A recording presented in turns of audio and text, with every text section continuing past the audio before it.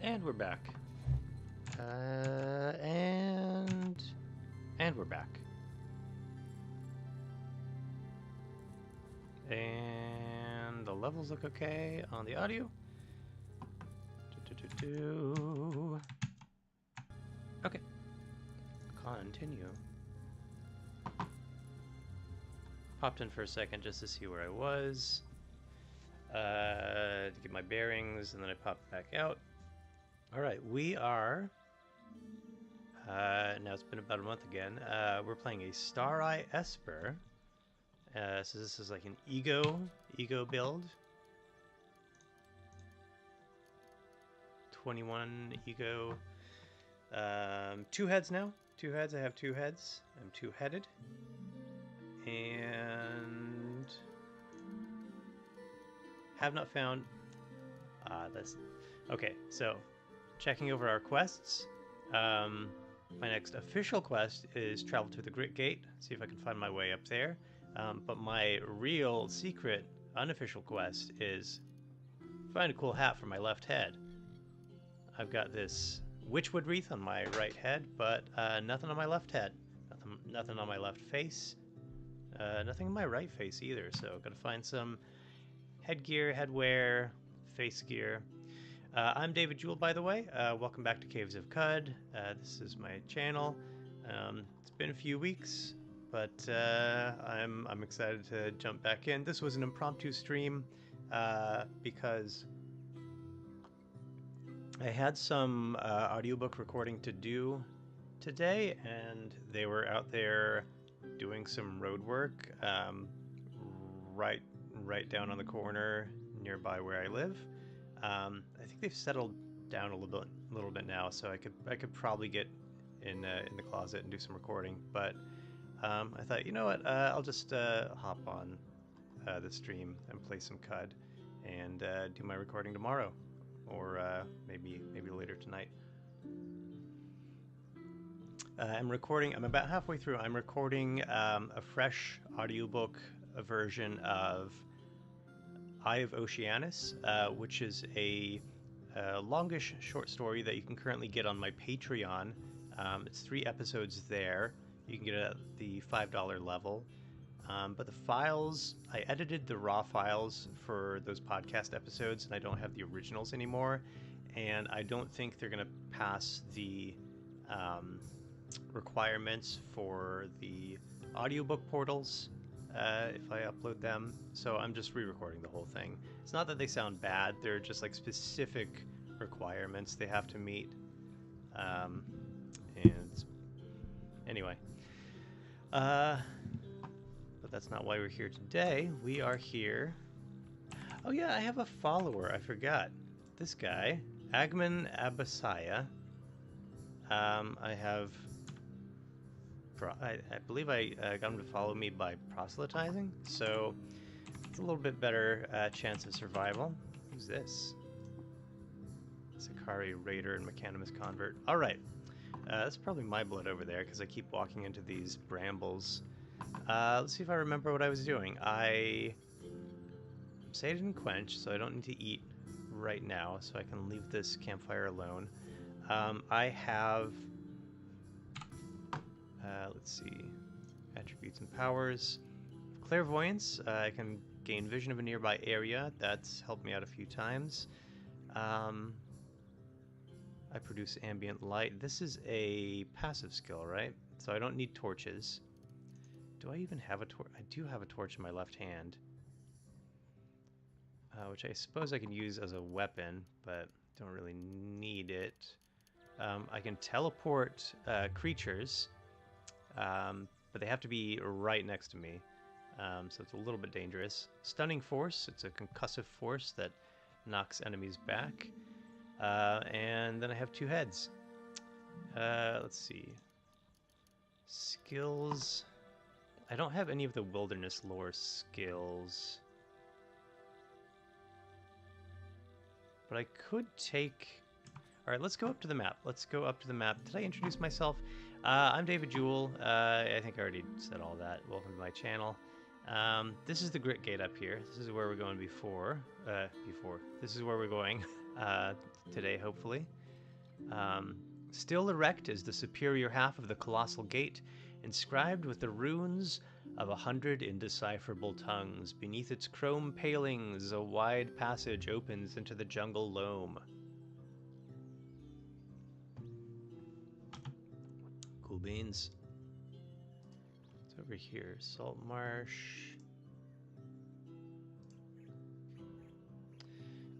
Okay, so this is salt dunes here, salt marsh canyons, and then flower fields. So if I go to skills, I could take wilderness lore canyons. These all just make you, or let you, do they actually? Yes, they let you travel through those biomes twice as quickly. They reduce your chance of getting lost drastically and double the chance of interesting encounters. So I'm mostly going to be... I could probably go up here and then make it mostly flower fields. Or I could do mostly canyons. I think flower fields is the way to go, because it's mostly going to be salt dunes, then a little bit canyons, then flower fields can take me the rest of the way there. So if I take wilderness lore flower fields for 25 skill points, and then I don't have enough skill points quite for any of these others, and definitely not enough for salt dunes. I would need 19 intelligence for that, and I only have 17. But that's not bad.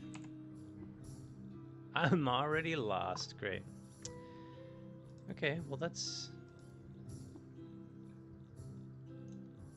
It's not a huge problem. Just another... Still got my follower. You know, sometimes you can just go down a screen. I regain my bearings. Alright, what is this? Dirt path. That's kind of interesting. Is this dirt path winding through this... Winding through the salt dunes here?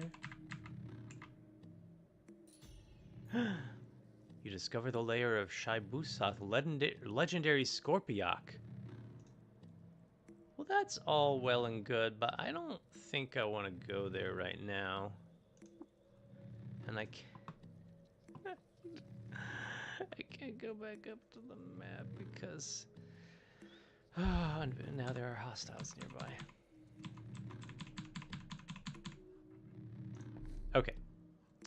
That's good to know, though. Wait, that's Tulip.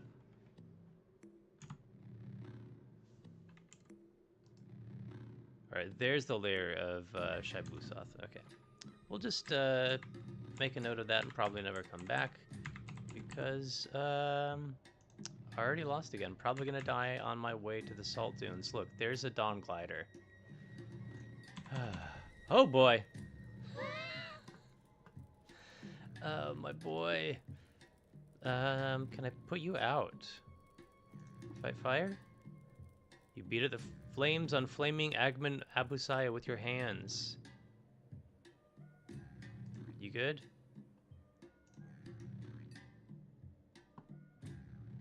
He's fine. He's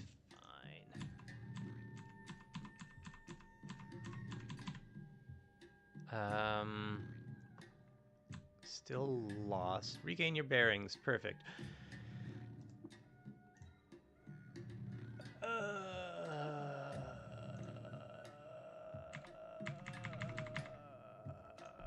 Okay.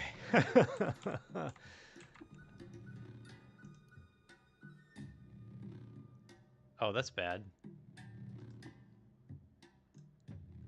Okay, these guys are neutral. Oh, Moo the Elegant, legendary albino ape. Okay. A snow-white slumping head is beset with keen and soft red eyes. Her fur is powdery on her hulking ape frame, and on moontime, instinct squeezes her fist into a chest beater. Oh, hi, Brian. I just saw your comment. Welcome. It's just an impromptu stream. I had some recording to do today, and there was a lot of noise outside, so I wasn't getting anything done. So I thought I'd hop back on here because it's been a bit. Okay. This is the third time I've gotten myself lost on the way to the Grit Gate. Hated by mollusks for refusing them entrance to a local library. You know, mollusks have the right to information too. The library's for everybody. Disliked by mollusks for lighting a beacon fire to warn their enemies. This guy's really an enemy of mollusks. Well, okay. Can we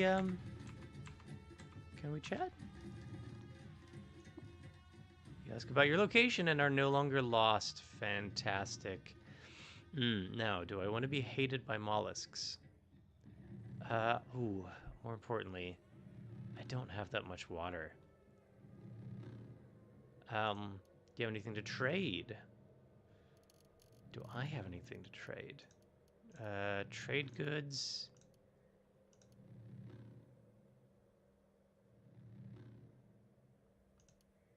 Isn't the bubble level my... Ooh. Isn't that what I'm supposed to be bringing to the 6-day stilt? You know, I never have sold those things. Oh, I could sell this. Small sphere of negative weight. This, from as far as I can tell, all this is doing is increasing my carry capacity, but I'm only at 33 out of 225 pounds. You guys want this? I feel like that's a cool thing, just to have, just to carry around. Yeah.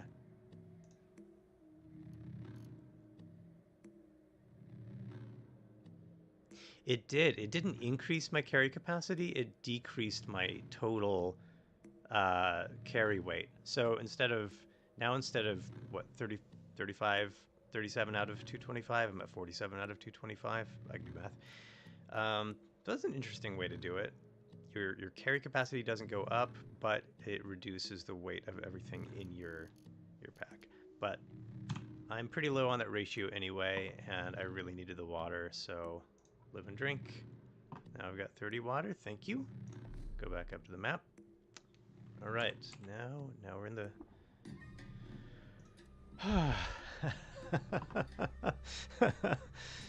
Boy, for Star Eye Esper, I really don't know how to get around. See if this Glowcrow knows where we are. Caw! Being a nimble girl of 12, I scurried down the chute of morphing gel from my mouth. As I do. Nothing to trade. All right, live and drink. I am using my clairvoyance to see what's up here. Oh, it's these horses. I love these horses. There's another word for them, and I always forget what it is. But Equimax. They're beautiful. Chat? Nothing to trade. All right. Nobody else knows where we are. Oh, the Glowcrows fighting the Equimax. Ah, Salamander. Oh, they're neutral. Okay. Do you happen to know where we are? Nope. Stay warm, friend. Alright. I'm not a part of this conflict. And I regain my bearings. I could look around. I mean, it's part of the game, I know, to look around and explore these places, but really just kind of want to get to my destination. Okay.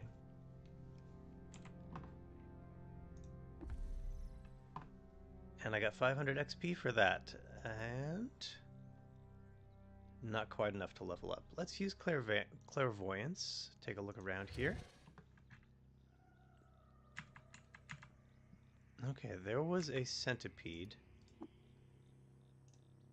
Hostile.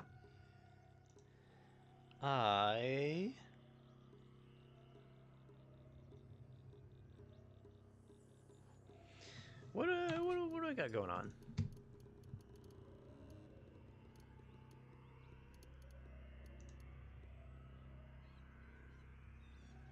What is the laze? Is that stunning force? Is that lasing? No, that's stunning force. Do I just have a laser? Is this a okay, it's been a while. You know what? Do it. All right, no problem. Matter was crushed, burned, and granulated into a soft powder. Soft power. That is a fantastic song by Ladytron. This is a security door, which I can't open. Great.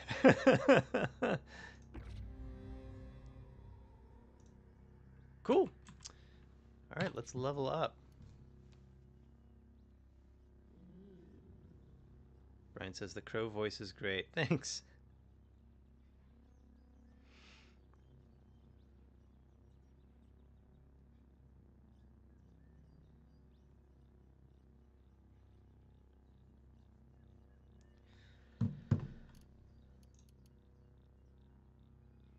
I do have one attribute point, but if I recall, I had that last time and I wasn't sure where I wanted to spend it, so I'm going to hang on to it until I definitely need it. Let's see, I've got some skill points. I could take another wilderness lore. I could just sit on this. I don't have any I have one mutation point. Let's see. I cannot... This happened last time. I couldn't increase any of my mutations ranks because of my level. Yeah.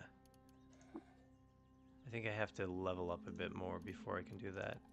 Let's take a look at cooking. Cooking's always good. Meal preparation. Harvestry's a good one. Psychic.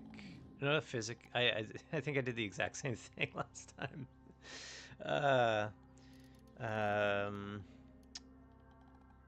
Persuasion. Ah, yes. Here we go. Right. Shame a nearby creature.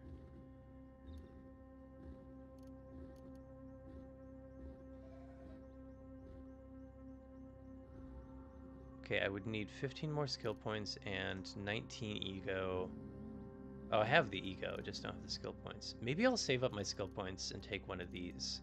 Just go all in on persuasion. Ooh, although trash divining. How much intelligence do I have?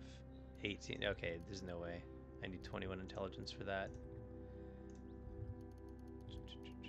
Acrobatics, swift reflexes. That could be good. Give me a little bit more survivability. Your DV is defense dodge value. Okay. That might be worth it. Although I think I would need 175 to take Spry. I could take Swift Reflexes just by investing in acrobatics.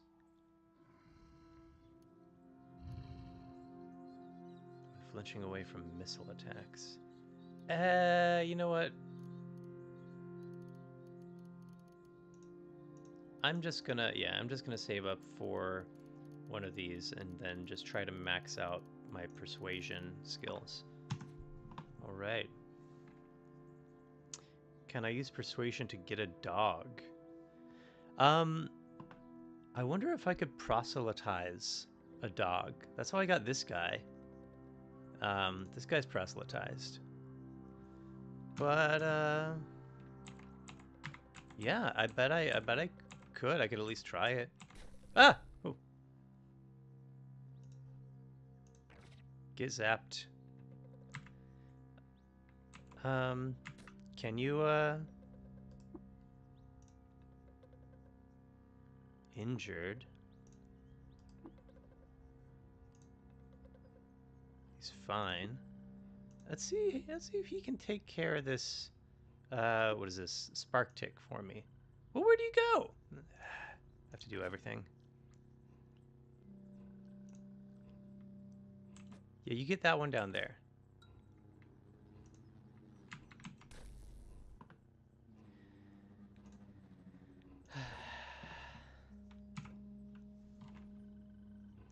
I am hungry, though.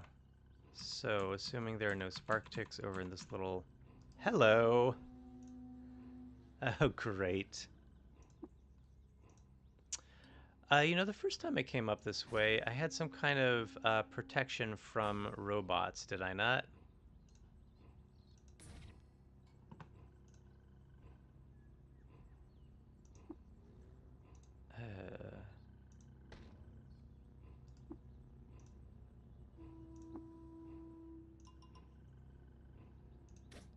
E. Oh, he didn't hurt me, though. He missed me. 4 versus 7. I guess this is versus my dodge value, so... Doing pretty well on that front. Yeah, he keeps missing me with his shock rod. Okay. On that note, let's go ahead and make camp. Whip up a meal of saffron, a corroded circuit board, a Yorubra root, and an aniseed. You eat the meal. Now I'm sated and quenched. Oh. 1 sec.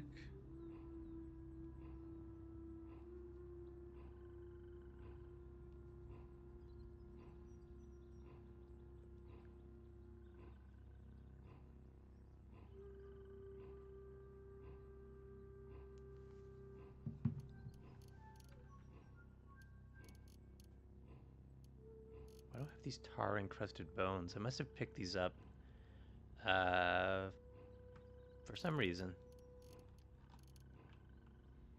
I don't have a lot of... a lot of... be responsible.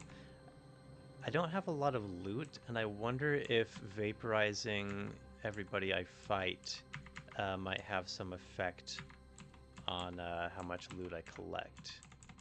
Because it's not like Skyrim where you can just rummage through the ashes and everything you would have picked up is still there.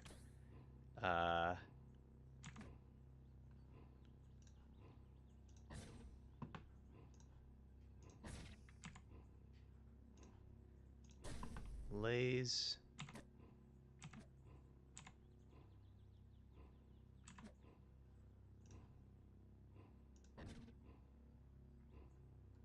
Ooh, there is something. An odd trinket. It's a chem cell! Get it? And a chem cell. Inside the small cask, liquid salt transfers ions to the cathode and produces spark. Cool, so I could use that if I ever have something that needs a chem cell, like this tulip recoiler, which can transport me back to tulip. Rest until healed.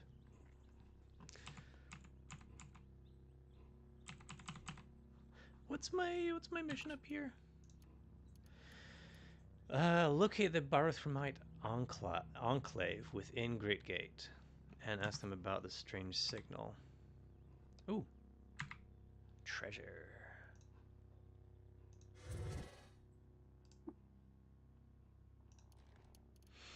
Carbide battle axe and a burnt capacitor. Get it all. Some of that stuff I can sell.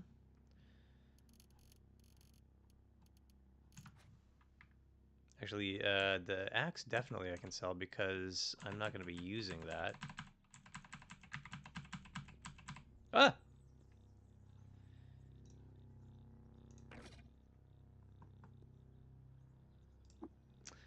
guess I could scoop up the ashes and see if they'll sell for anything. Probably not, but you know, they can't weigh more than a pound, right? Yeah.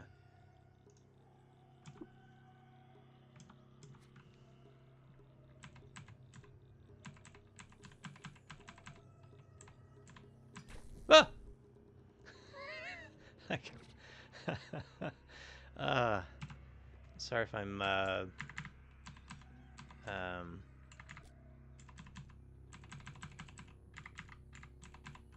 shouting into the mic. I keep getting jump scared by spark ticks. The centipede didn't get me though. That is a electrofuge. I don't want to let him get near me. Oh, I should turn on sprint.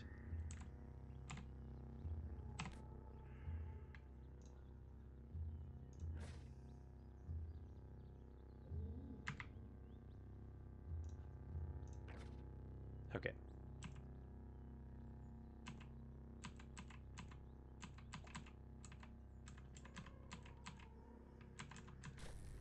Oof. Surrounded. Let's take care of him first. I'm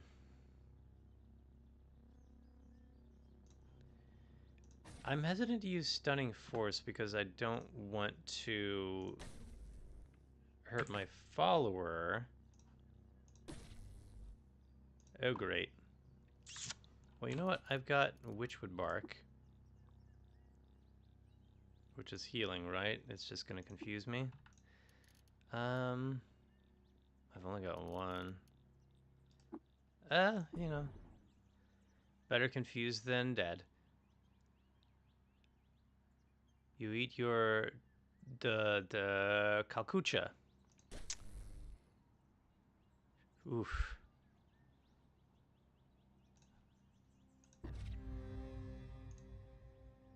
That was a close one.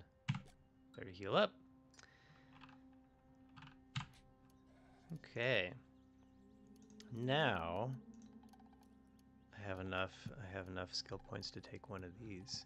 So Berate is shaming a nearby creature for 66 rounds, giving it a -4 penalty to dodge value, 2 hit, ego, willpower, and a 10% penalty to quickness.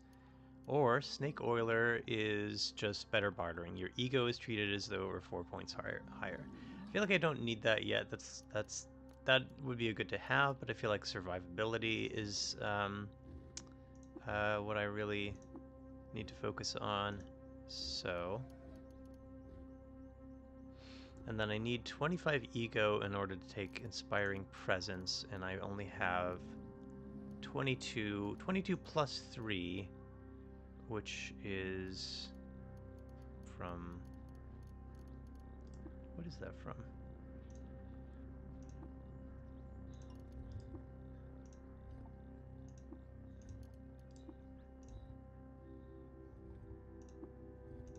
I don't know. Oh well.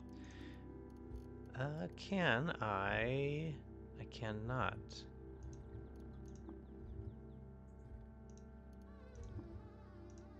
Cannot use any of my mutation points, which is a little disappointing. Well, that's fine. Let's take a look. Let's take a look. There we go. All right, I need to get down here, up through here, and then I can go downstairs. Lost sight of my... Oh, I mixed myself up with my follower for a second. I thought I was him and he was me.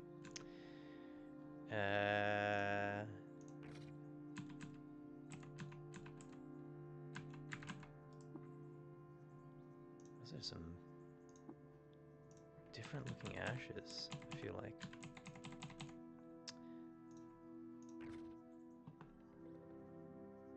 Yeah, see, these are lighter in color. Not that it probably matters.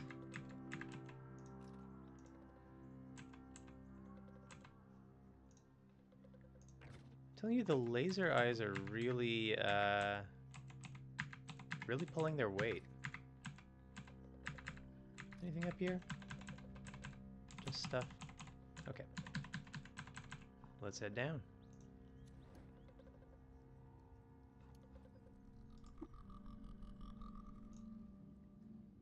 Novice of the Sightless Way. Hostile. A powdery kittle curtains her thin shoulders, whose relative bulk, along with the keenness of her eye, marks her as attentive to this time-place, and so lower rank than her lower rank than her seeker kith.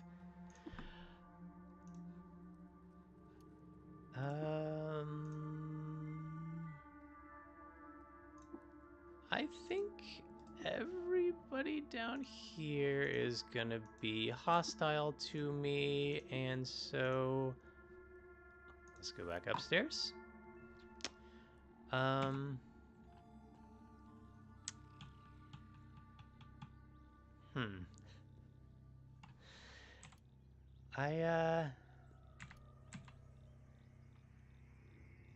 Okay, something's happening. The electrofuge has killed the giant centipede.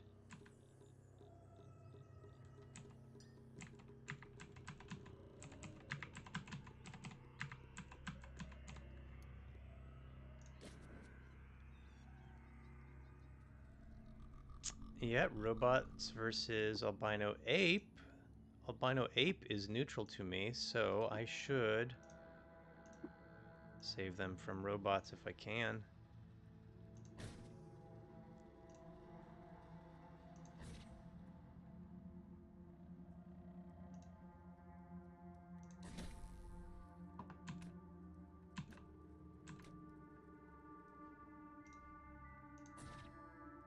What is that? Segmented mirthworm hostile? Glistening barrels of silvery worm stuff shudder and tear in two, pause, and then excrete the process all over again. Okay.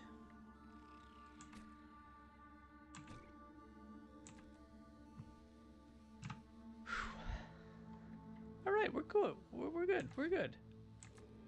We're all good. We're all good. We're all good. Everything's fine. You first. Oh, great.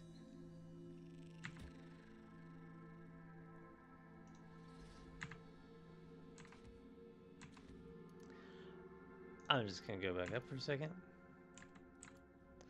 Crab followed me, of course.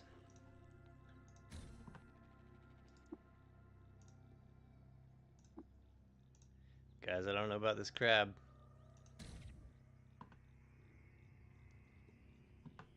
Ah. Get teleported.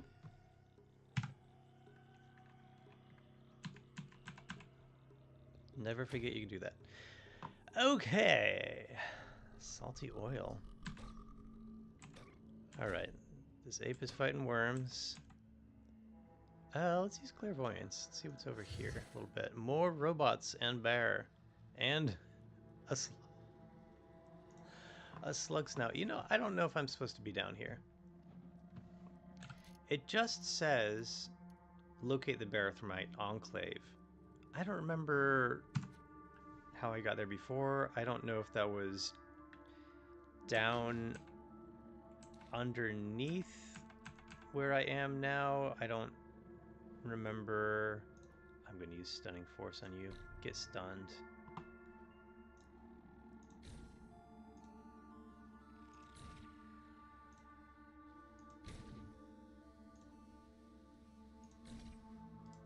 I don't know if that's having it. Okay, badly wounded. I was about to say, I don't know if this laser is just pinging off this crab.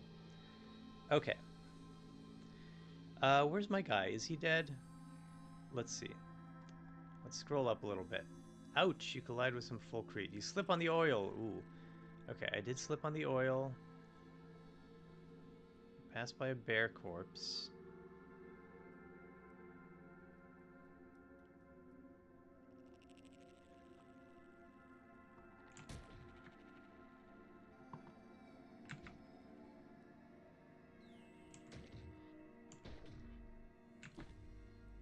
Ah, my companion has been killed by a way droid.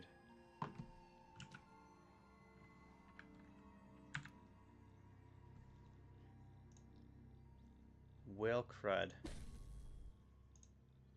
And I'm about to be killed by a way droid as well. I have no more laser. I cannot teleport other because it's on cooldown. Or stunning force. I could try intimidating, but this is a robot. I don't have any more healing items.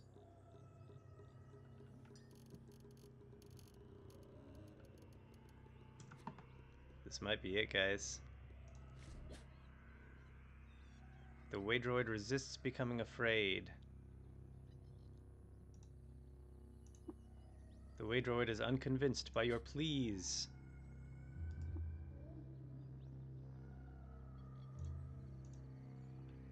It's not even damaged.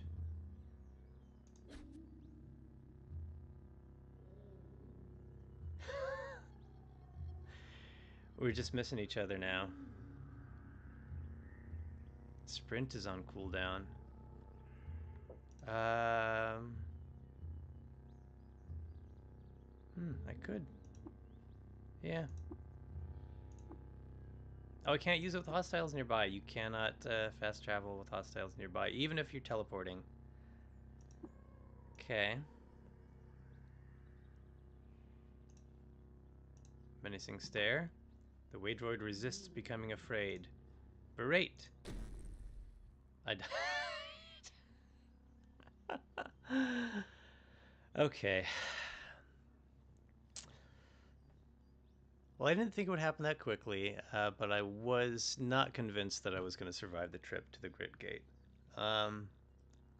I died trying to intimidate and menace and berate a way droid. But you know, I was at level 7. I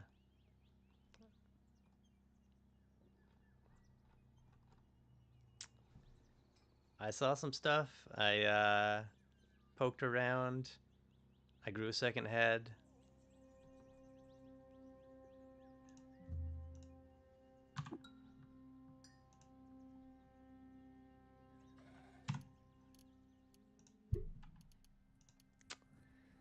Let's dive back in. Alright, I'm just gonna go left to right, keep going. So, here we're getting less and less survivable as we go. So we've been just going left to right, from Marsh Tar to Dream Tortoise, Gunwing to Star Eye Esper, and now we're gonna check out Firefront, a hybrid melee fighter and mental caster. Ability to set enemies on fire. Oof. Causes harvestable plants to grow nearby. Challenging starting build.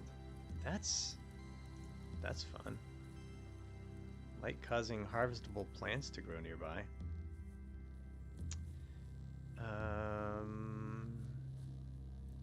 Okay, I'm a mutated humanoid water vine farmer. Flaming Ray, which presumably is how I set enemies on fire. An unstable genome, photosynthetic skin. Ooh, that's fun. And burgeoning. Let's see what that means. Alright, I've got pretty good strength and agility, 20 toughness, and then sort of moderate intelligence, willpower, and a lower ego. Alright, let's randomize this name. Oops. Randomize selection. Hotep, Tayur, Nayula, Karorem, Ashwawer,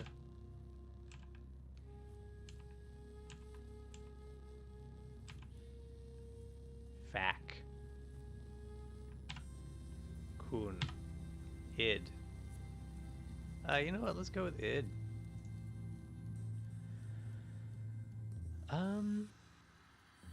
Okay, last time we went with a Salt Dunes village as the starting location.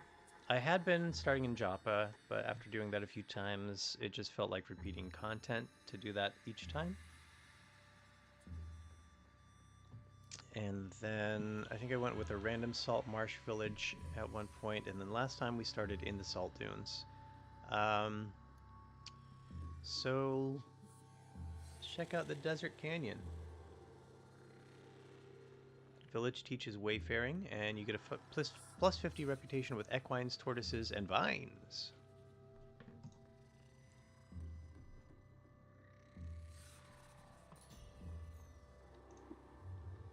On the 27th of Tuamut, you arrive at the village of Mik.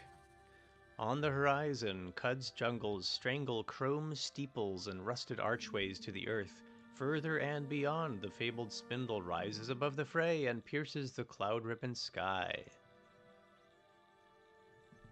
Alright, there is, as always, somebody nearby asking if somebody will journey to the 6-day stilt. What's up with this?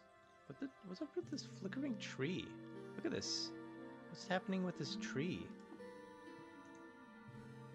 A tangled nest of roots spill through the earth. The bark is splintered into pointy spines.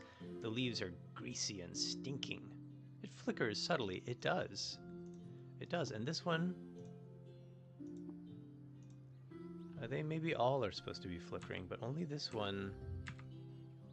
Okay. This one just for some reason was not, and these I had to kind of walk by. Okay, let's see what I got. I have ghostly flames. Crystalline flames crack and lap at the shimmering air. I have an iron vine reaper because I'm a water vine farmer. Wrought iron was molded to a crescent for scything the rough hides of water vine. It is an axe. I've got just a woven tunic. Coarse flax waist is cinched with a water vine hemp rope. Okay, unstable genome. You gain 1 extra mutation each time you buy this, but the mutations don't manifest right away. Whenever you gain a level, there's a 33% chance that your genome destabilizes, and you get to choose from 3 random mutations. Oh, this is fun. This is, ooh. That alone puts this at the top of my list for when I go into roleplay mode for a starting build. Having a chance of a random mutation with each level gained, that's pretty fun.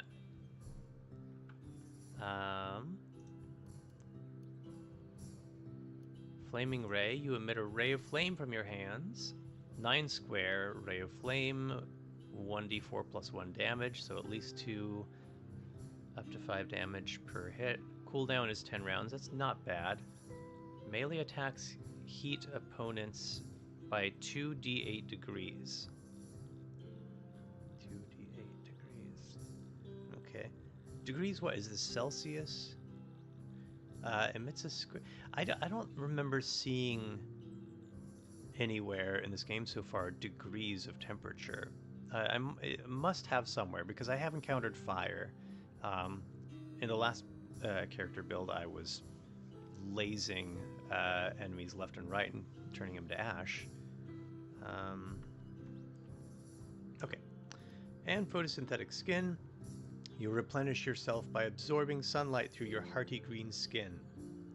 You can bask in the sunlight instead of eating a meal to gain a special metabolizing effect for 1 day, plus 30% in natural healing rate, and plus 15 quickness. While in the sunlight, you accrue starch and lignin that you can use as ingredients in meals you cook. Plus 1 dodge value while occupying the same space as foliage. Plus 200 reputation with roots, trees, vines, and the consortium of phyta. Okay, so this was a good starting village to take because I now have plus 250 reputation with vines. So I can make some friends with some kudzu out there. That is pretty fun. So I'm like basically like a reverse vampire / ent. And burgeoning. You cause plants to spontaneously grow in a nearby area, hindering your enemies. Range is 8, 3x3. Big cooldown, 105 rounds. Plus 200 reputation with the consortium of phyta. Okay. Skills, I've got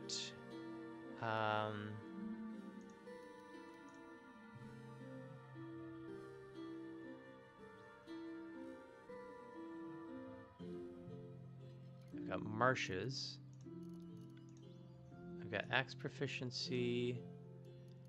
Harvestry. Oh, that's great. That is a good one to start with, especially if I'm going to be making plants grow. I miss clairvoyance already because I want to just take that and plop it on some of this around here. But what is this down here? Stone statue of Bonsteinerroot. The statue worked from stone intricately depicts Bonsteinerroot. Matted fronds sway in the air currents and speckle the ground with flakes of moisture-sucked rust. Okay. Can I pray to the statue? Marble statue. Same thing. Let's pray to that one too. Any more statues? No.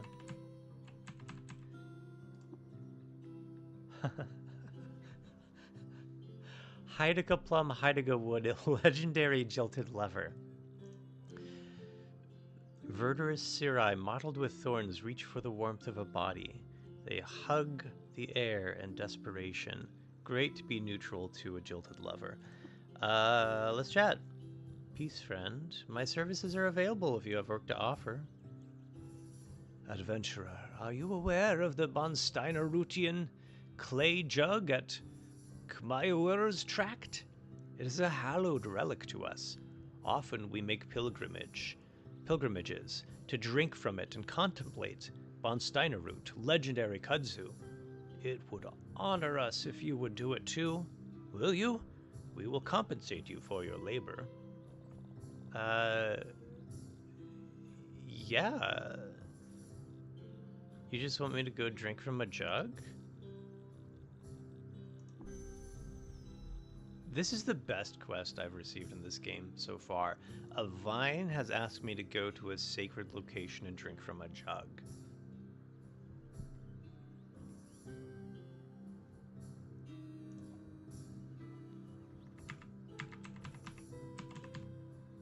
And this is probably salty water, yeah. Actually, yeah, what's in my inventory? I forgot to... I've got a book. I've got a congealed salve, which adds regeneration and healing-based effects to cooked meals. Fermented yonder cane, which adds teleport-based effects to cooked meals. Weeks-old salt crystals line the fluted valleys of a wet stock.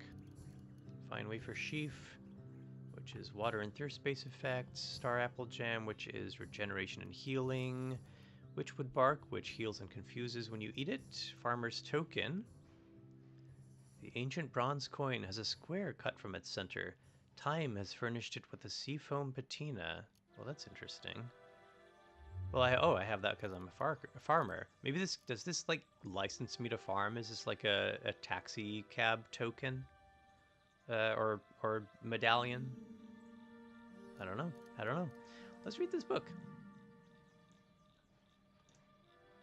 Crisp pages of goatskin vellum are bound into a codex. Oh, it's a cookbook. Dried law petals, the twilight of pickling. Law-rubbed honey yogurt. 1 serving of dried law petals, 1 dram of honey.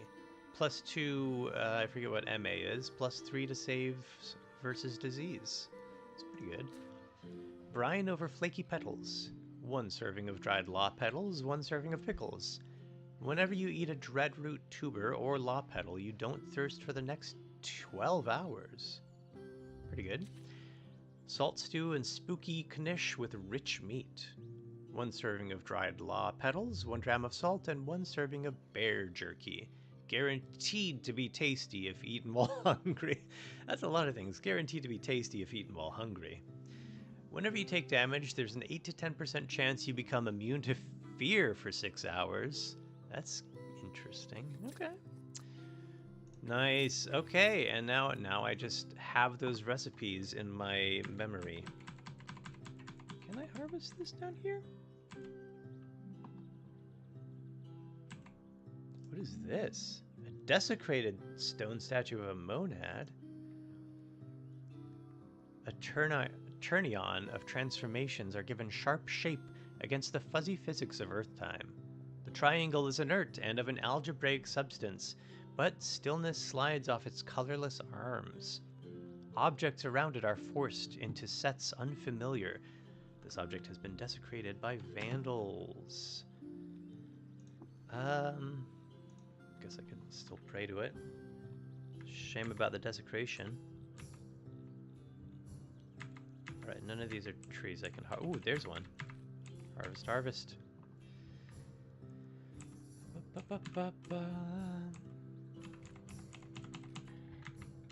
Anybody around? Hey! Kiwar. Red welts dot her skin where the soldering iron nipped it. Rings of ash stain her apron, and her vest pockets sprout stem-thin rods of glass, strands of wire, and metal rivets. Need a gadget repaired or identified, friend? Or if you're a tinker yourself, perhaps you'd like to peruse my schematics. Let's trade. I don't really have anything to sell, although I could sell this now that I've read it, I guess. That might not be a bad idea.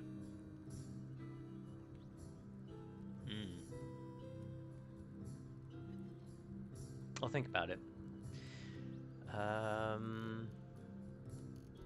Grave moss. Grave moss grew into a rare and supple clump, which was then crushed and placed on a spice tray. Plant-based effects. Okay. Live and drink. What is this? Strange furniture.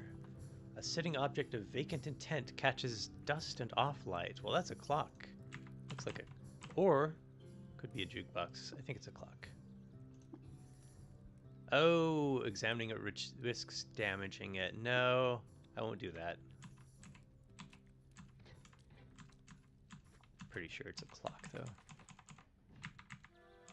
Alright. Yeah, they're still working out there. I don't know if you can hear that, but they're still doing some road work out there. So it doesn't always show up on the mic, but enough of it does that it could just wreck a recording session. I'm also using a different microphone than I used to record my audiobooks podcasts. Seed-spitting vine. Jade green tendrils curl inward and hug their center in tension. Their leaves vibrate to low-volume crunches as they compact seed matter for spitting. May the earth yield for us this season. My services are available if you have work to offer. Speak to Canthema Beach Feridabolt to the southeast. Thank you, I have more to ask. Let's trade. Nothing to trade. Alright, live and drink. Southeast. Alright, so down here some way. Another water vine? No, a pig farmer. Alright, you got something for me to take to the 6-day stilt? I will always accept this quest. I've only completed it once.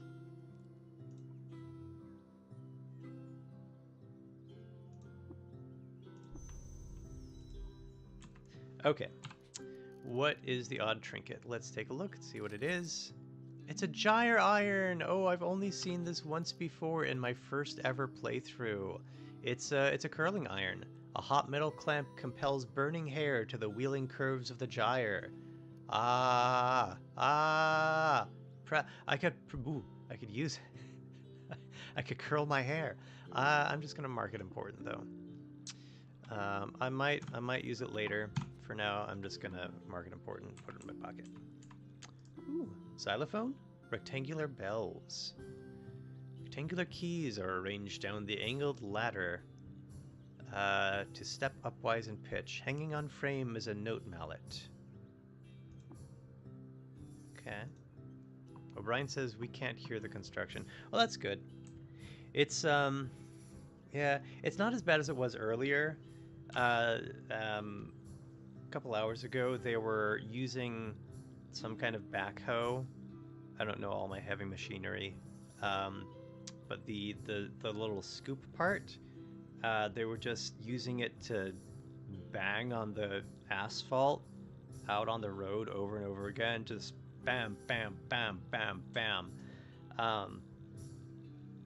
for like, I don't know, it felt for like an hour they were doing it. So I'm not sure what they're up to out there. I'm sure they know what they're doing, but another marble statue of von Steinerroot. Let's pray. Just might as well. Looks a lot like this guy. Are you, by any chance, Canthema Beach Ferritable, the village elder plant?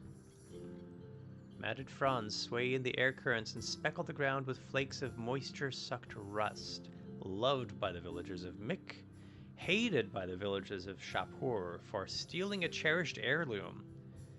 Well, you know. A drifter, welcome to the village of Mick. We're a tribe who honor von Steinerroot, legendary kudzu, and abhor impiety toward von Steinerroot, legendary kudzu. As long as you are respectful, you may drink of our fresh water and quench your thirst.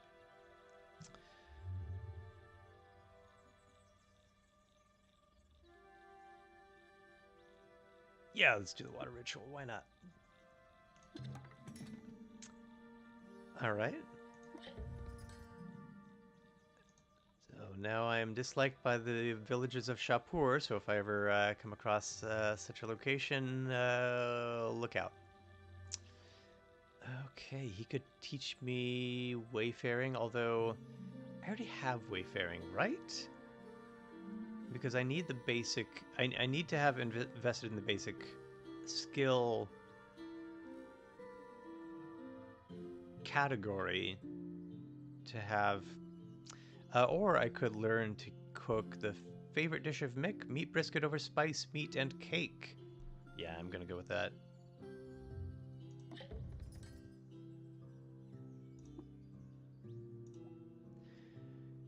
If I had a bunch more reputation, I could ask him to join me, which would be interesting.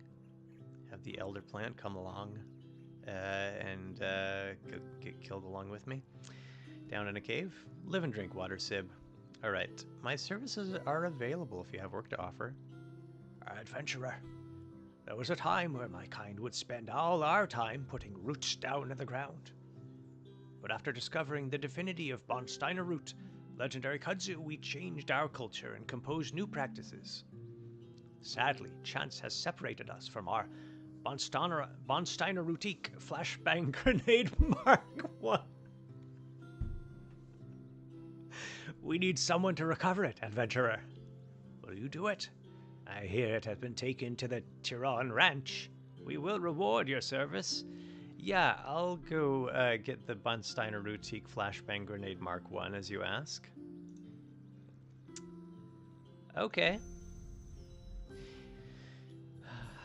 You know, this is all very serendipitous. The episode of my podcast that's coming out this week, Radio Cataclysm, which you can listen to on this very channel, should be out tomorrow. Out now on Patreon. Has a little bit to do with kudzu in it. I'll just say that a little bit of trigger warning if you have a constriction phobia. Okay, what's up here? Sliding drawer cabinet. You know, I won't look through your stuff. I am gonna rummage through your bookshelf. I'm not gonna take it, I'm just gonna read it. Ooh, 5 pages. Okay, here we go.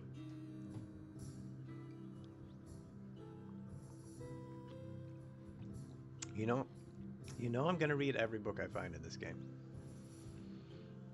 In Macom Eid. Editor's note.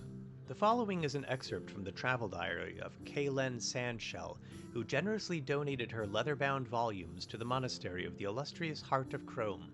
May they remain forever preserved. To the aspiring wanderer and votary of Carthax the athlete, few vistas rouse the imagination like the coral spans and spongy buttresses of the Palladium Reef. Spongy buttresses. I state here what's known as fact, that the great crumbling edifice is moated by Lake Hinnom and her algae blooms.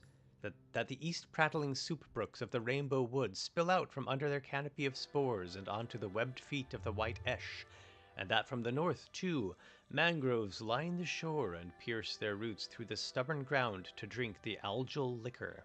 Algal? Algal? Algal? I guess it depends on where you're from. Algal liqueur. Of course, the dangers of the reef are plenty, and would overwhelm most wayfarers, no matter how cleanly they've mastered the compass. And so, even while visions of colored polyps burned bright in my mind, for years I had to content myself to the study of its atlases and the patchwork of letters knitted from its strange history. Excuse me.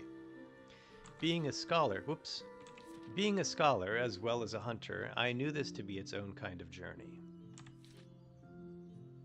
A variety of appellatives appear in the record dating back to before even the Sultanate. Maqam Eid, alternately just Maqam or Eid, the Eid Rota, or simply the cluster. Translations refracted so deeply through the prism of time are rarely accurate, but they can be instructive. Maqam Eid resolves at something akin to the place within the place, or the place outside itself. Clarification beyond this point is perhaps forthcoming. Before being a trellis for the coral city, the Palladium lattice seems to have been something of a gigantic infrastructure network to the Eaters. Few were the elaborations on this point, but for the existence of a hydraulic component, and that the whole complex was aided in its construction by the monstrous Galgalum. We know they still stock the inner reef in small numbers. The specters of this megastructure and all its cryptic aliases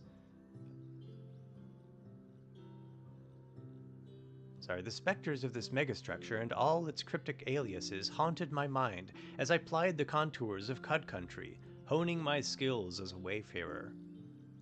Finally, come the ides of one mild Kisu Ux, it was at last my time to shove off. I shouldered my pack, slipped into my driest and springiest boots, and ventured out from Kippur in the eastern bush. The glow crow would have had me pierce the rainbow wood, but knowing better, I cleaved to the jungle edges instead.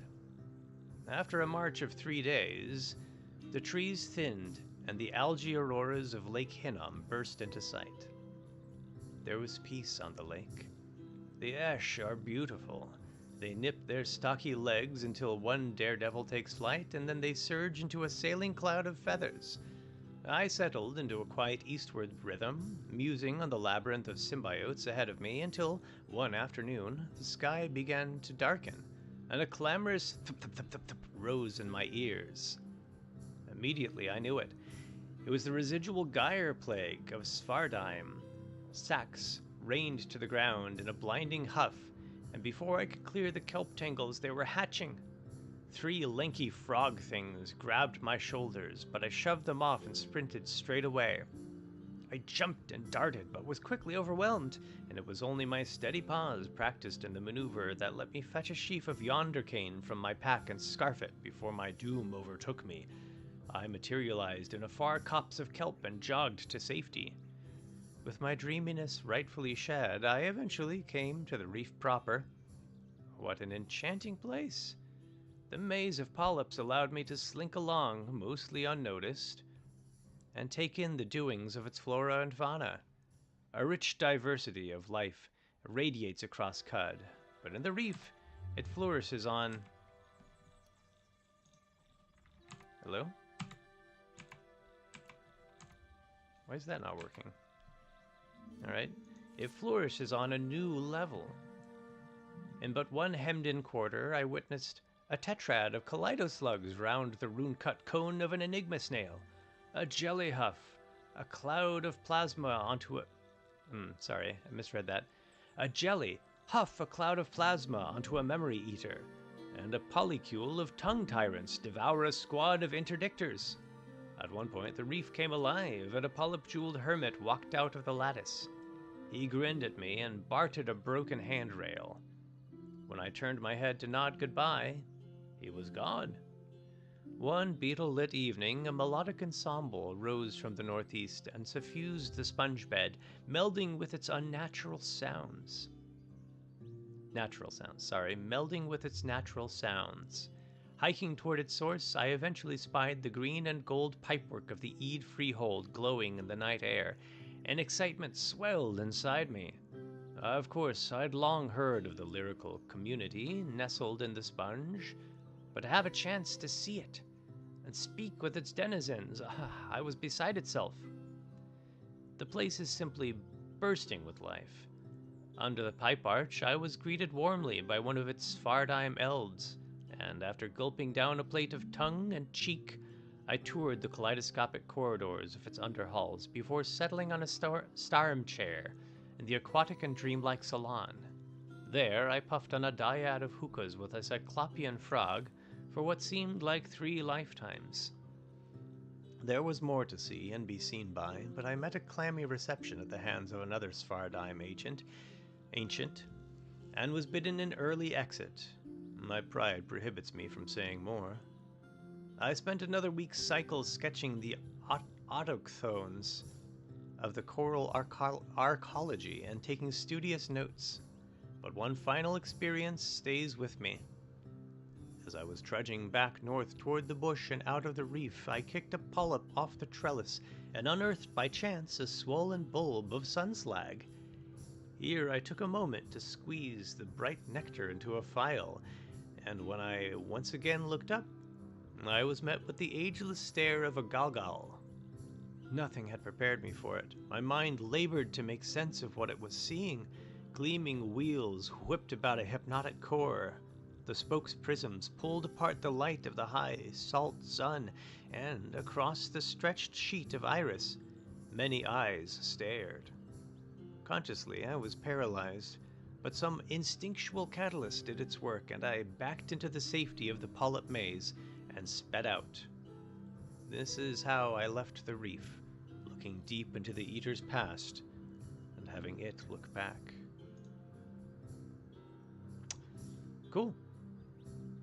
And now I have a piece of gossip and lore that I can trade with anybody who wants gossip and lore.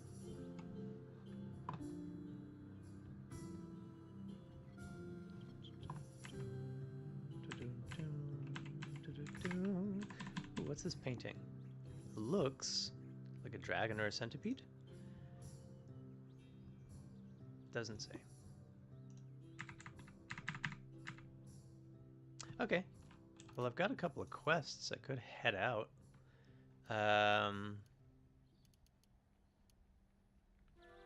Tirawan Ranch. Or...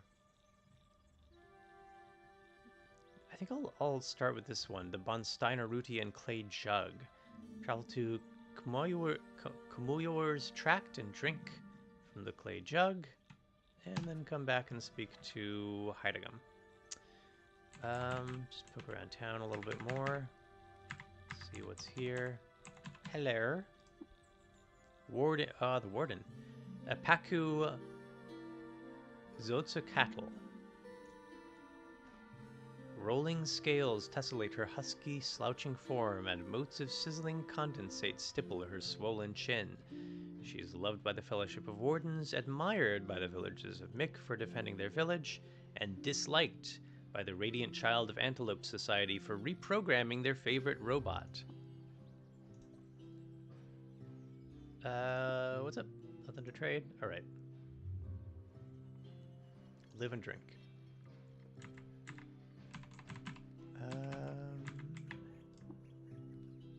Kudzu? May the earth yield for us this season. Indeed. Just a bunch of friendly vines. Nothing to trade. No trouble. Ah, the merchant.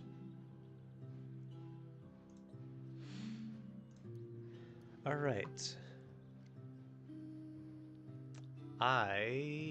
Whoa, my farmer's token is worth 87.50. I don't know what this is good for.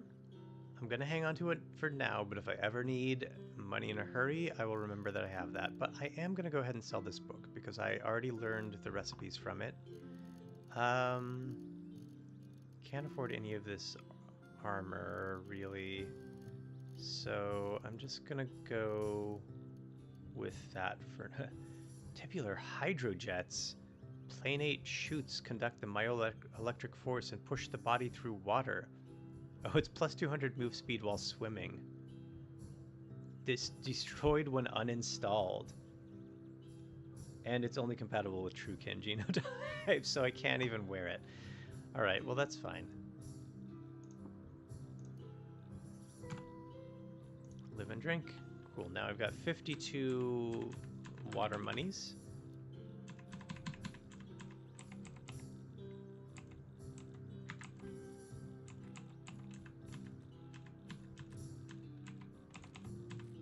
Just get these star apples down here while I'm nearby.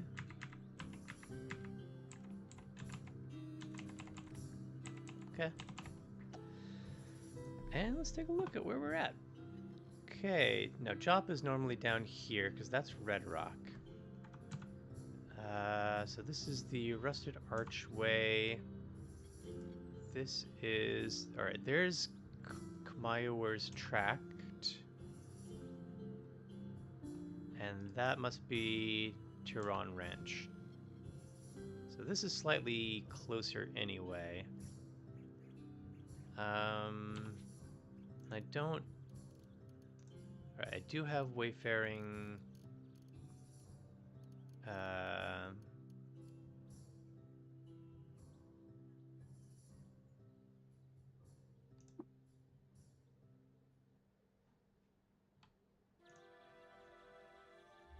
Maybe I don't. Maybe I still need...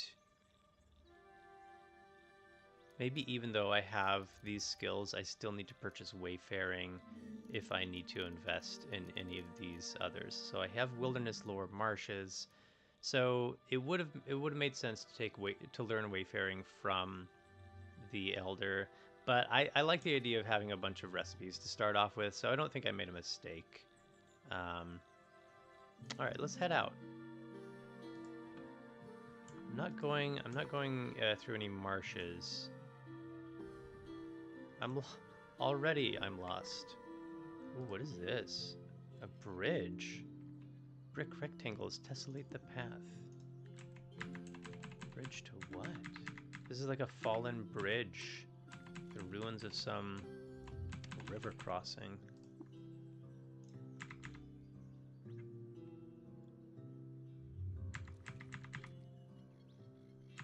Hello? I'm gonna take some of your apples. What's that?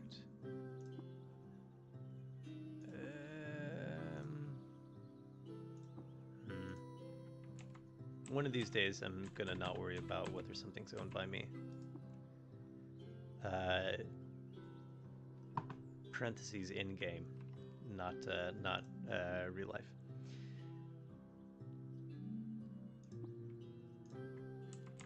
Nobody's around.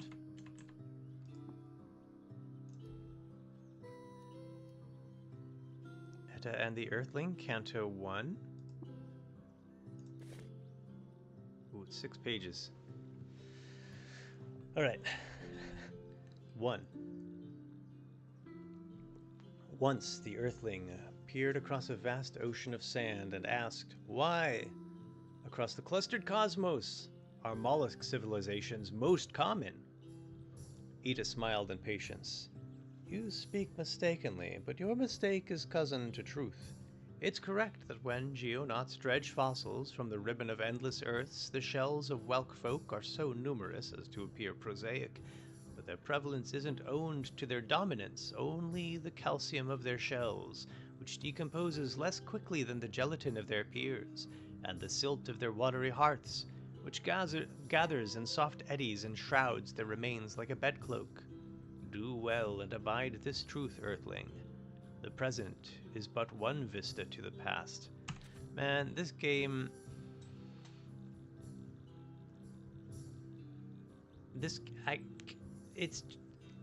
I've said this probably in every episode. Like, this is probably the best written game I've ever played. 2. Once the Earthling stared at a garden snail and asked, "Is consciousness real or merely an illusion?" Ida smiled in patience. "Imagine an autumn breeze unlatching an acorn from its branch and casting it into a river. Does the acorn fall to the left or right bank?" The Earthling frowned. "If it landed in the river, then the answer is neither, or rather the answer is in between." Ida let a moment pass before continuing. "Take care not to erect prisons out of your words, Earthling, lest you confine yourself from enlightenment's reach." 3.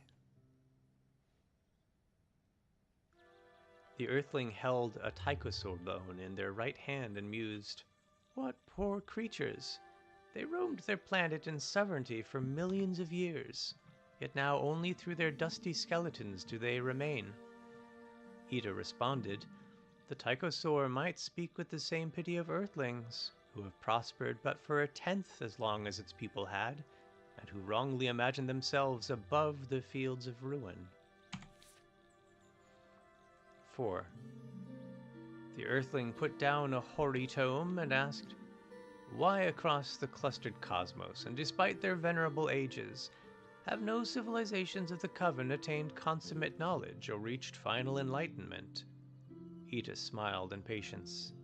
"I sometimes forget that your people know not of the Mudor." The Earthling was intrigued. "What is this door you speak of?" Ida answered, "The Mudor is the threshold beyond which a civilization ceases its quest for erudition, having lost the motivation to make further inquiries.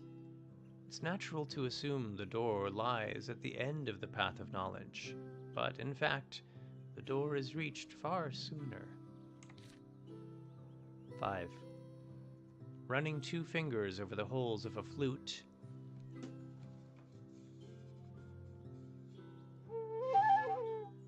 the Earthling mused thusly.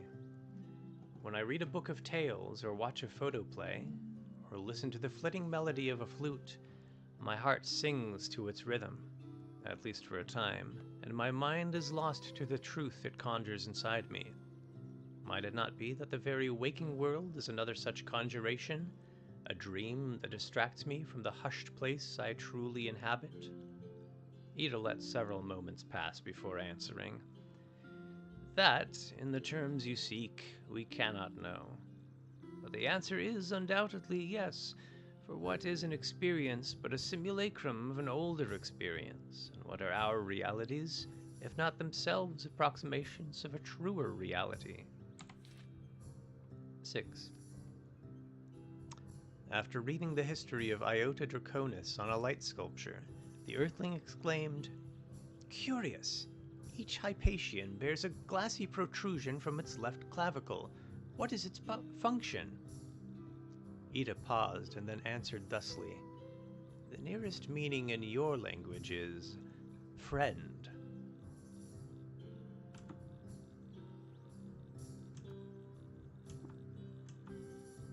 Cool. All right. I'm not going to open all those bookshelves up there. Oh, hello. Can you tell me where I'm at?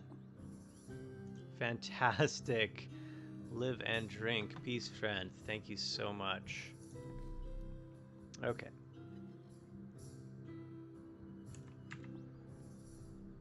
Lost again. Oh, and it's dark.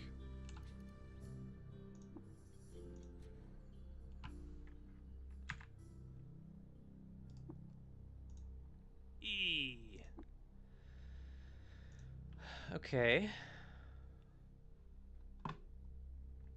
Let's try this out.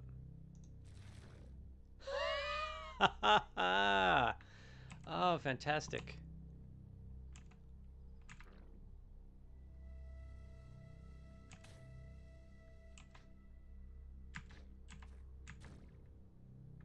Oh my gosh.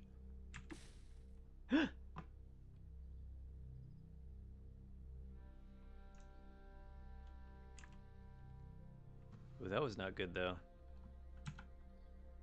Ooh, okay. All right, so that backfired.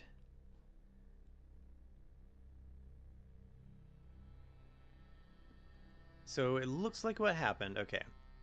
I was walking around the perimeter of these plants I planted using my burgeoning skill, enjoying them attacking the snapjaws that would have attacked me otherwise. It looks like a tumbling pod exploded, and all of these other plants died in the explosion. All of this all happened before. So, tumbling pod dies, the dreadroot dies. Is that just the snapjaws attacking them? And then I don't know. Do tumbling pods explode when they die? Anyway.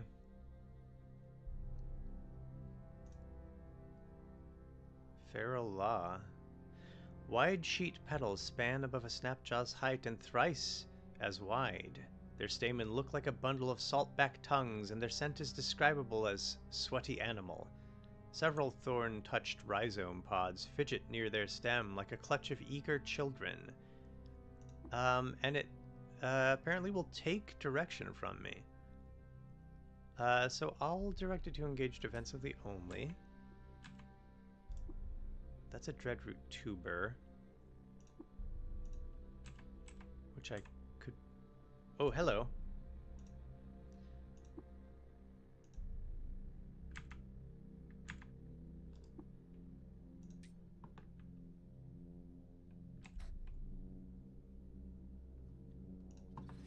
Gonna go ahead and turn sprint on.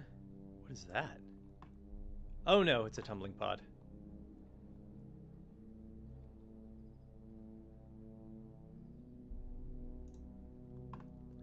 Let's take a look at what this is. A shoot-foot rhizome pod jitters on the dirt and sheds its brittle out material. They seek a hot vessel to deliver their explosive gift. I had better run away fast.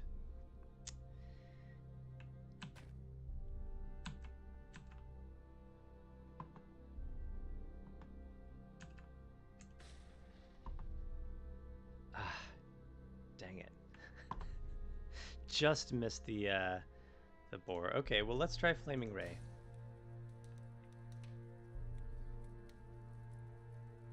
And let's just attack the Snapjaw. Okay.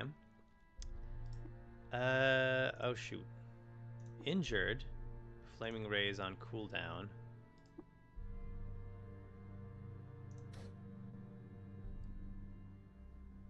Three damage. Not a ton.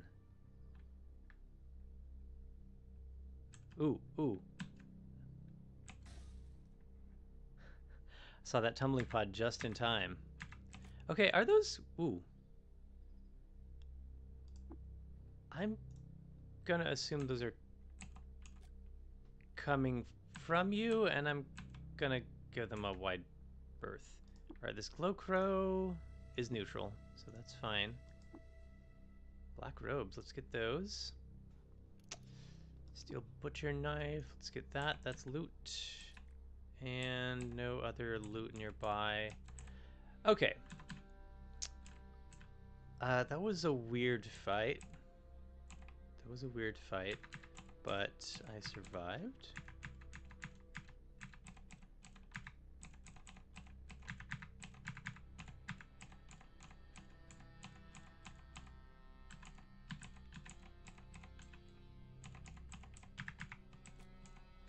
Boy, this is a meandering canyon.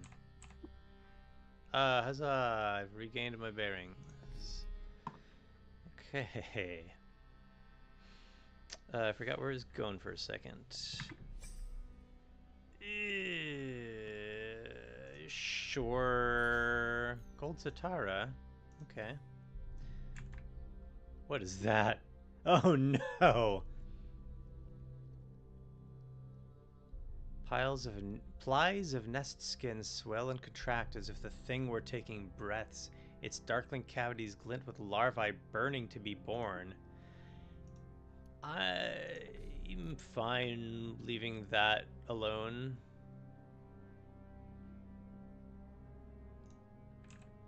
Fine.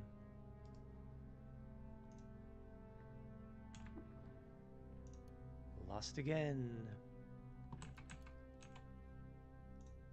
Hey, nice.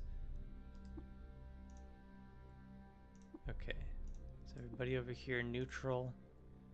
Yeah, okay. Dromad Caravan.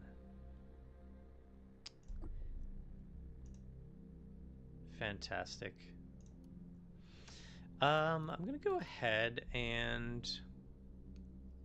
Actually, maybe I want those robes. I'm going to sell this butcher knife because I have axe proficiency.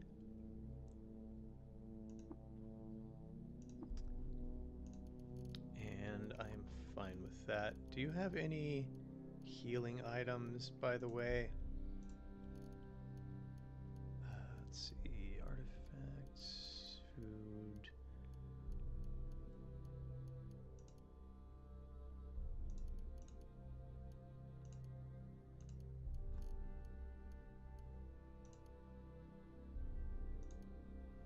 Okay. Live and drink. Okay. I might want to...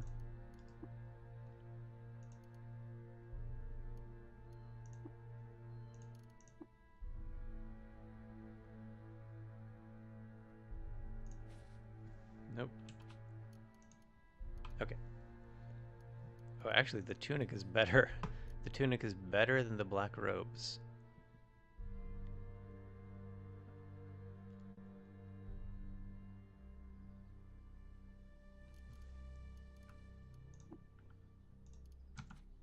Okay. Now I'm no longer lost, and I know where a caravan is.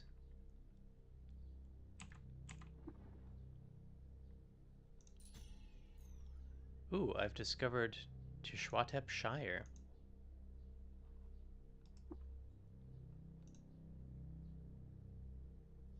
White and black shag sheds off him, and his paws tap the ground with a working itch. So there's a herding dog, but I no longer have proselytize, so can't get a dog. Is this big, okay. Mushroom up here.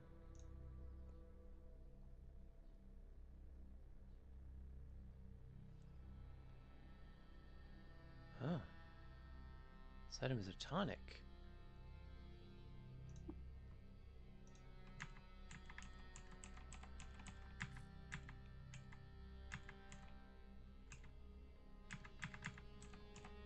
Nice. Okay, well now I'm hungry because it's night and I can't photosynthesize, so let's go ahead and choose choose from a recipe. Although I don't know if I have...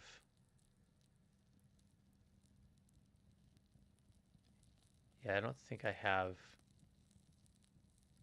any of these ingredients at all. So let's instead...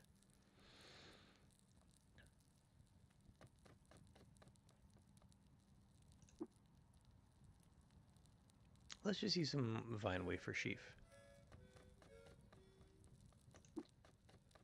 And a thorn from a jilted lover, a nip of ash, and a dram of dramatic seed spit. And now I thirst at half rate. Fantastic. And I'm not going to extinguish this fire because it's not mine. I'm just going to go ahead and grab this witchwood bark.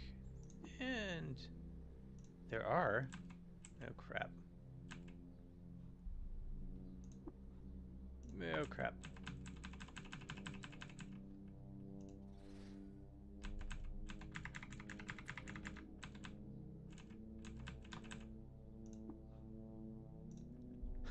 I'm lost? What do you mean I'm lost? Skunk? Honey skunk? Everything near the bantam mammal is damp. Fur, hair, leaves, soil, slick silver alloys. He's become a furry world unto himself, and the sweet and sickening honey mist about him is the atmosphere. Okay. Can you tell me where I'm at?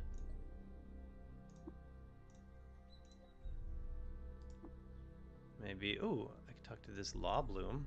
Maybe get some dried law petals. Insects circle and buzz around a quartet of golden brown petals that droop over their thickling stalk.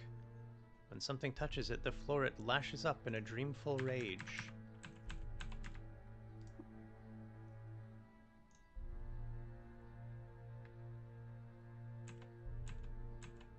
Cannot talk to it. Raycat. He's a small kitty, and the glassy fibers on his coat bend the light of faraway stars into strange loops. Can you tell me where I am? No? Okay. Bat coming at me? Nobody. Am I really lost?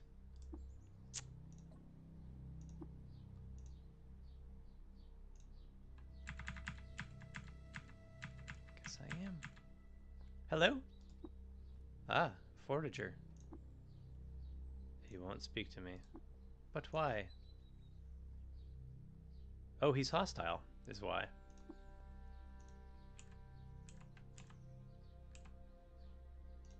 Well, you know.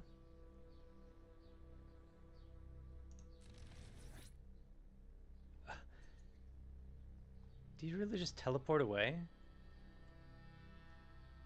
Or...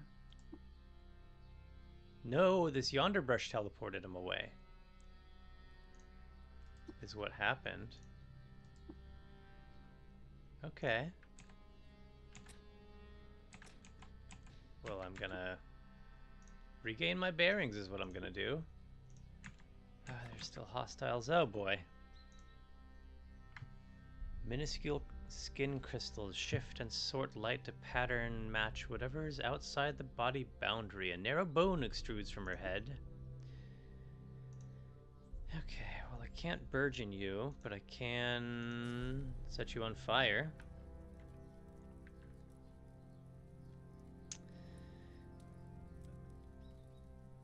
And then I guess I could just attack you.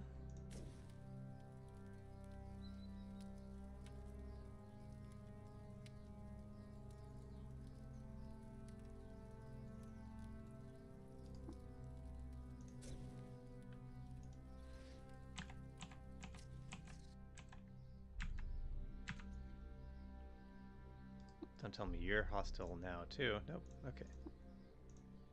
Just... Hey! Okay.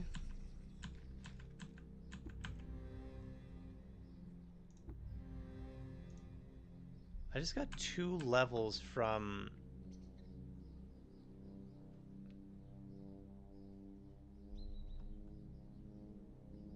Oh, the chameleon I set on fire died. And then I think I got XP from the bat dying that the honey skunk killed incidentally. Let's do Flaming Ray again. Attack.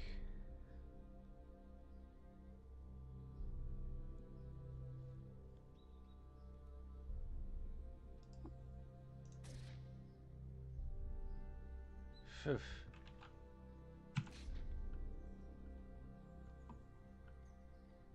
Okay, these guys are not friendly to each other, but I'm okay with both of those.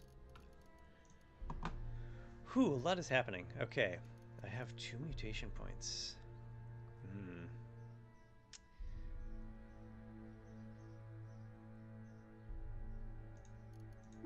I could upgrade Flaming Ray to more damage and heat. Yeah, I think that's good. And more natural healing and more quickness while in sunlight. Or a shorter cooldown. Still a long cooldown. I'll go ahead and take the increase in healing with photosynthetic skin for now. I do want a shorter cooldown on this, but I don't think survivability is more important this early. Now I am going to go ahead and take wilderness lore.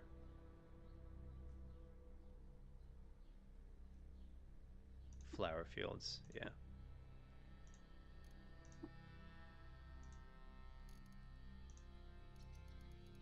And then after that, maybe some axe skills just to get stronger. Okay. I just want to make it up here. And then I'll probably call it for the day.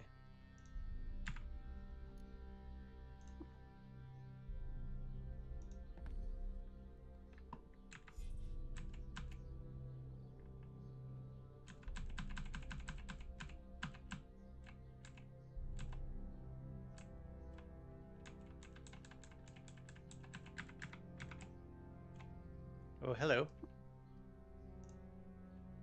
An apple farmer, neutral. This brawny mustachioed man wears a white apron stained with the juice of star apples. His sable hair mats against the brown skin of his forehead. From his left forearm hangs a wet rag, with which he scrubs the dirt from his hands every few minutes.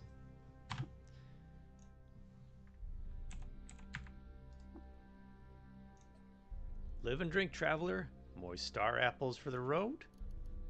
Well, I mean, I don't really need to buy star apple. I have 9 of them here.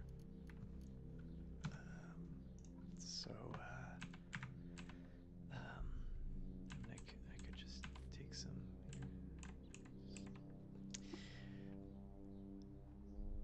All right, so here's the Bonsteiner Rudian clay jug.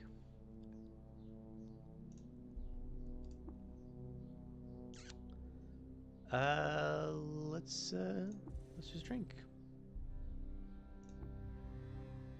I gained a level from that. Oh, is he gonna be mad? Refreshing. You are now tumescent. Well, he's not hostile. I was sent on a quest to drink from it. I'm gonna do a little bit more scrumping. Okay, I think on that note, I'm gonna go ahead and make camp. I'm just gonna whip up a meal with a pinch of shale, a nip of punctured Equimax hair, a loathsome salt hopper wing, and a dram of shale. A pinch of shale and a dram of shale. Extinguish so as not to set his fence on fire. Mutation points. I am going to take that upgrade to burgeoning to decrease the cooldown on that. Next, yeah, so it's each rank is just decreasing that cooldown, which is pretty good. Skills, I don't really have enough skill points to do anything more there. Although I could take canyons for the way back. Yeah, I'll go ahead and do that to make the trip back easier. Because it's all flower fields and canyons on the way back. But for now, current location, I'm going to call it a day. So we drank from the clay jug, and now I've just got to go back to Mick and speak to Heidega Wood. And we'll see if I remember what I was doing next time. But thanks for tuning in. Let's see.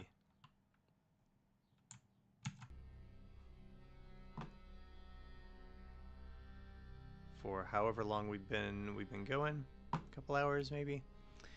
Make sure I save and quit before I forget. Yeah, I'll try to do this more regularly. It's just been, it's just been weird times. If you watched the previous episode, you'll know a little bit about what happened. Yeah. Live and drink.